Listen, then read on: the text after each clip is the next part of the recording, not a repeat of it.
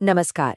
आज के इस ऐतिहासिक विश्लेषण में हम सीधे एक ऐसे नाम पर बात करने वाले हैं जिसे सुनते ही रगों में खून तेजी से दौड़ने लगता है। हम बात कर रहे हैं भारत के उस महान क्रांतिकारी भगत सिंह की, जिनके छोटे लेकिन बेहद तूफानी जीवन ने उस समय के सबसे ताकतवर ब्रिटिश साम्राज्य की जड़ें हिलाकर रखती थीं। चलिए समझते हैं उनके जीवन के उन अहम पहलुओं को जिन्होंने हमारे इतिहास की धारा ही बदल दी। जरा सोचिए, महज 23 साल। जी हाँ, सिर्फ 23 साल की उम्र।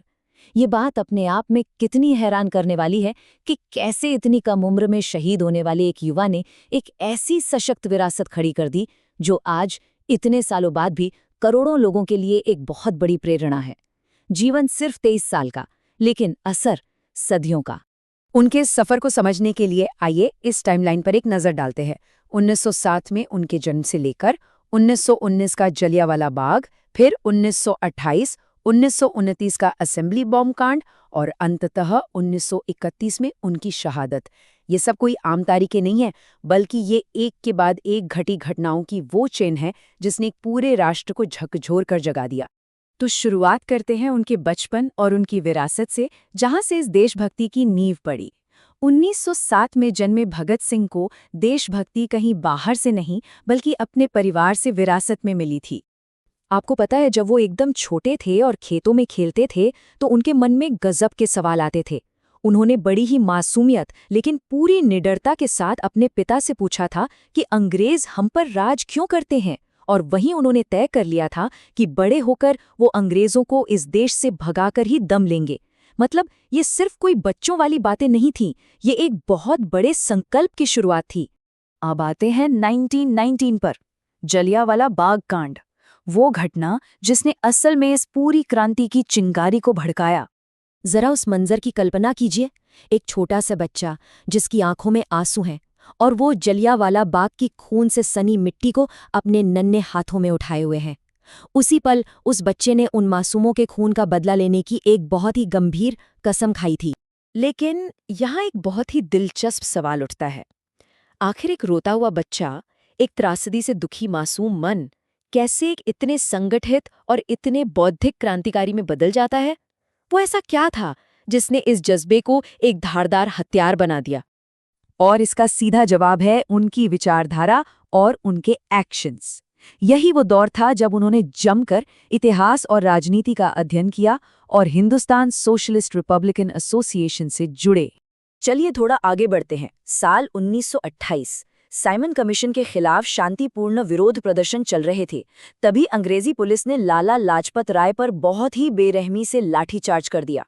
वो बुरी तरह घायल हुए और दुख की बात है कि कुछ ही दिनों बाद उनका देहांत हो गया।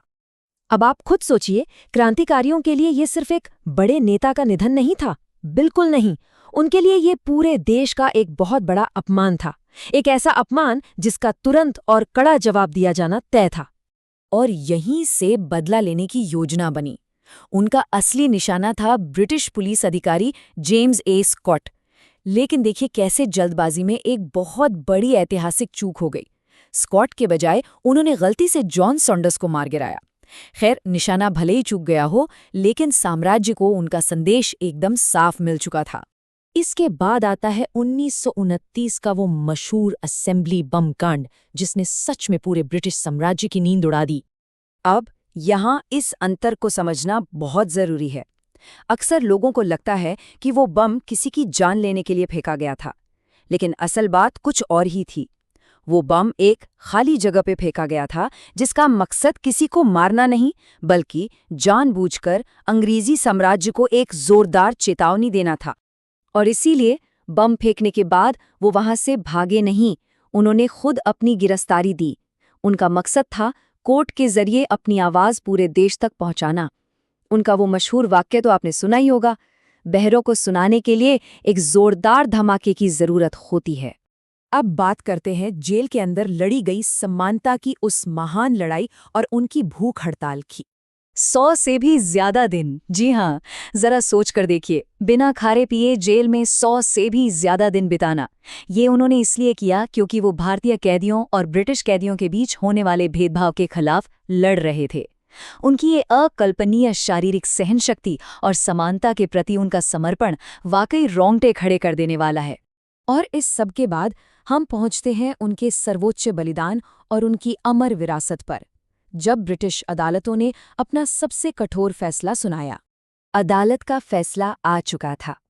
इन 3 निडर युवा क्रांतिकारियों भगत सिंह, राजगुरु और सुखदेव थापर, इन तीनों को फांसी की सजा सुना दी गई। इस एक फैसले ने इतिहास में इन तीनों के नामों को हमेशा हमेशा के लिए एक साथ जोड़ दिया। और फिर इतिहास का वो दिन आ गया, 23 मार्च 1931। उम्र फिर वही, सिर्फ 23 साल। जिस उम्र में लोग अपने करियर और भविष्य के सपने बुनते हैं, इन युवाओं ने अपना पूरा भविष्य देश के नाम लिख दिया था। मौत एकदम सामने थी, लेकिन आपको जानकर हैरानी होगी कि उनके चेहरों पर खौफ का नामो निशान तक नहीं था। वे हंसते हंसते एक दूसरे का हाथ थामे फांसी के फंदे की तरफ बढ़ रहे थे। अपनी मातृभूमि के लिए जान देने का ऐसा सुकून और गर्व शायद ही कहीं और देखने को मिले। उस अंधेरी जेल में शहादत को गले लगाते हुए उनकी एक ही गूंज थी। वो अपनी पूरी ताकत से बस एक ही नारा लगा रहे थे, इंकलाब जिंदाबाद। और सच मानिए, उनकी वो आवाज आज इतने दशकों बाद भी अमर है। तो इस चर्चा के अंत में एक बहुत बड़ा सवाल हम सबके सामने है। एक 23 साल के युवा का वो सर्वोच्च बलिदान आज लगभग 1 सदी बाद भी पूरे राष्ट्र को कैसे इतनी ऊर्जा और प्रेरणा देता है। ये एक ऐसी विरासत है जो हर पीढ़ी को अन्याय के खिलाफ आवाज उठाने और अपने देश से निस्वार्थ प्रेम करने की याद दिलाती रहेगी। आप इसके बारे में क्या सोचते हैं? इस पर जरूर विचार कीजिएगा।